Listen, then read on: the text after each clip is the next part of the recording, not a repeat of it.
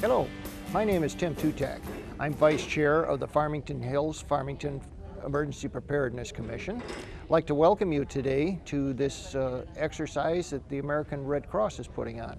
This is a shelter demo and exercise.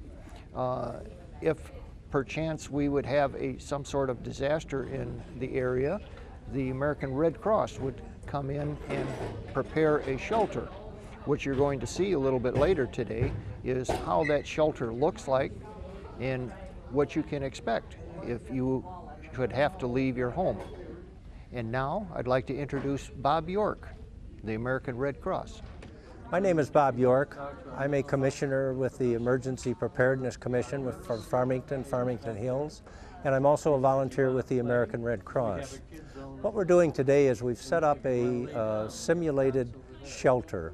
A shelter would be required if there was a disaster within the city that required where people were being displaced and they needed a temporary place to stay. And we're going to go through the various sections of the shelter and explain what each section does. The first step when the people enter the shelter is we go through a registration process. And we do a complete registration where we get information on family members, contact information, any health or mental health issues that the family may have. And that's all done by the folks here at the registration table. Hello, this is the shelter registration table. This is where we register all our residents who will be staying at the shelter.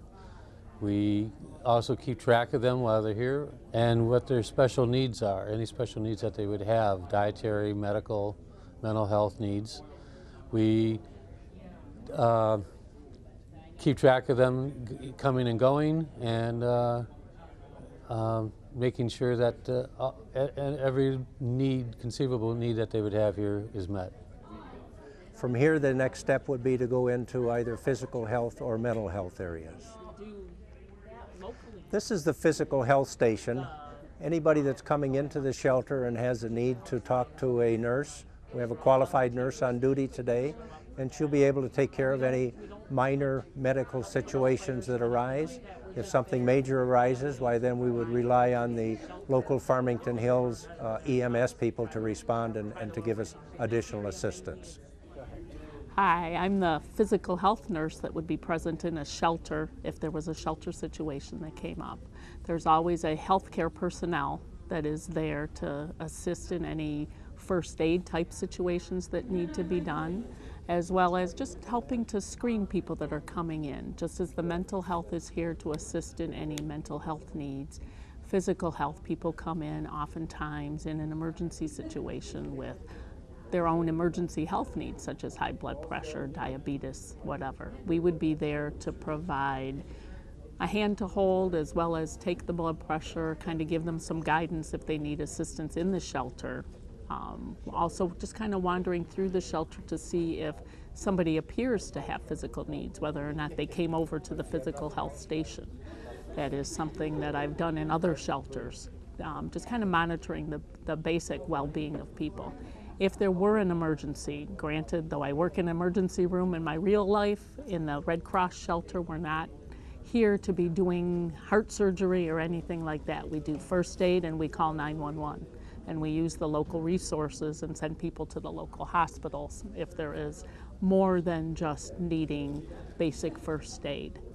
But it is something the Red Cross does provide in all the shelters. There is the health care personnel there that are there for assistance. This station is a mental health area.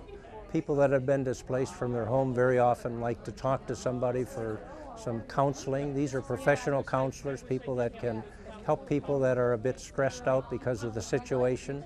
And that very often is true because they've been displaced from their home. Possibly they've even had a loss of property or, worst case, loss of family members.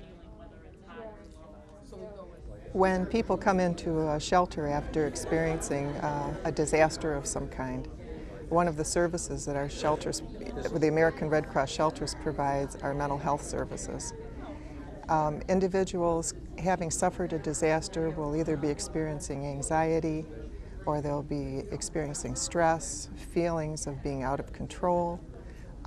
They will experience feelings of being helpless.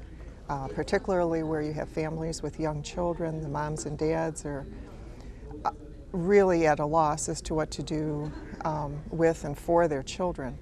And so what we try to do is to provide 24-hour counseling services for families. What essentially we do is to triage the individual or families when they come in to determine and prioritize what kind of services that they need to have. Some people need just help in reorganizing. Some people need a lot of help in terms of dealing with the stress of the situation. Some people need referrals out to agencies that can be of assistance to the families. There are some times when we do refer people out to other mental health or healthcare facilities. The mental health people work very, very closely with the health services people. We team up, and in that way we can provide the most effective and quick services to the people that come to us. This station is the sleeping area. We have a series of cots set up, and this is the area where the people will actually spend their evening. If we have families, why the families can be together. We'll separate single men and single women, and they'll be able to stay here for an indefinite period of time.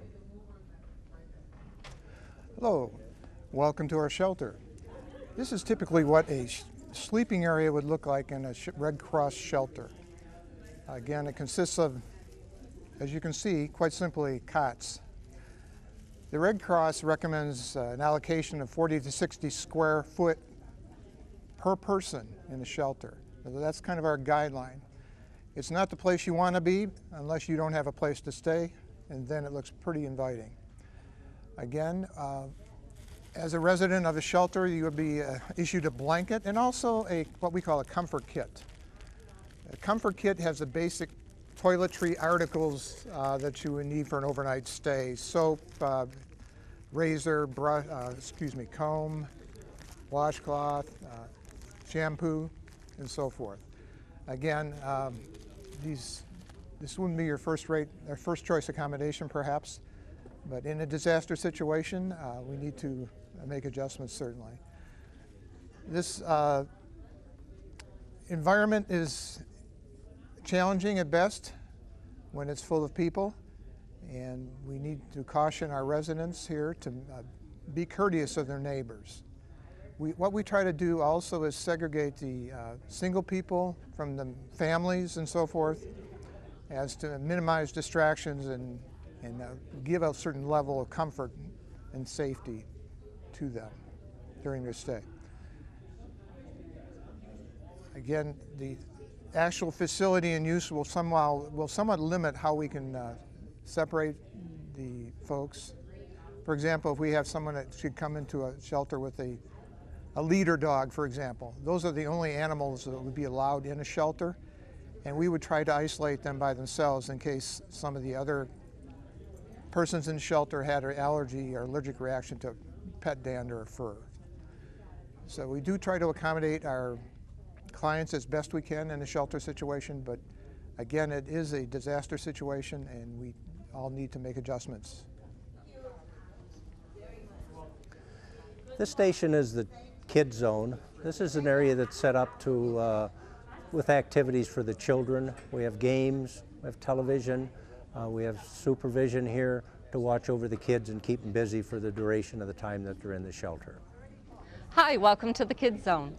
The American Red Cross sets up this area for the children to come when there's a disaster, and it's staffed by people to entertain the children and keep them preoccupied. We have comfort kits for them, coloring, games. There's a TV with the videos playing, and it's basically just to keep the kids happy and busy.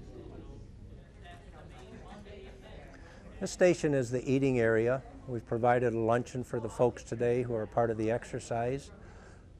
In an actual shelter, there would be either a local kitchen providing the food, or maybe the facility where we're located would be providing the food. Okay, it's called Emergency Disaster Canteen. It's basically a kitchen on wheels. We've got 2 microwaves, Got a built-in, well, it's not built in. We got to provide the water for it. Got a coffee maker, a bun warmer, a freezer, a refrigerator. We always stock at least 300 bottles of water, figuring, never knowing what the next calls are going to be. My name is Allison, and I'm the marketing manager with the American Red Cross Southeastern Michigan chapter. Today we have a mock shelter situation set up, but every day there are disasters in the Southeastern Michigan area. If you would like to help and donate, you can visit www.semredcross.org. We respond to an average of 5 home fires a day, and your funds are needed to help the local community recover from disasters like those. So please help us. If you would like to volunteer your time as well, we are always looking for valuable volunteers. You can also go to semredcross.org to do so.